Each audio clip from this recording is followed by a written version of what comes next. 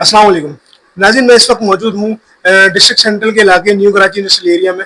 और यहाँ हमारे साथ मौजूद हैं यहाँ के हेड मोडर जनाब मोहम्मद सईद सलीम।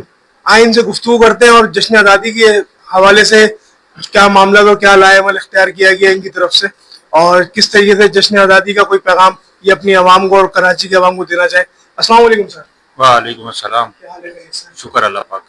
सर, ये जिस तरीके से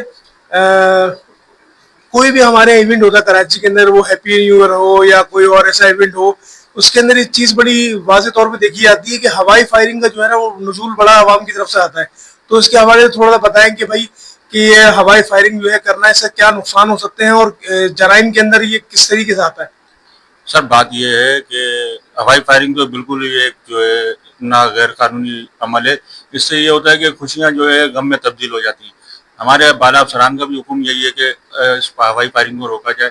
और हवाई फायरिंग करने से जो है कोई खुशी नहीं होती, हमेशा गम होता है, क्योंकि जब इसका खोल जब जाता है आगे, तो जब उस चलाने वाले को ये नहीं पता कि वो किधर हवा में चला रहा है, लेकिन जब उसका सिक्का कहीं गिरता है, अगर उसके सर पे किसी के लग जाए या पैर पे लग जाए तो उसकी मौत वाक़या हो सकती है। तो लिहाजा इसलिए इसको सब मना करते हैं कि हवाई फायरिंग ना की जाए।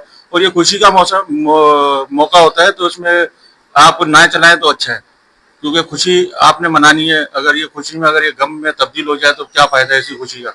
आप खुशी मनाएं अपने कानूनी तरीके से, ताकि पुलिस भी अपना काम सही तरीके से कर सके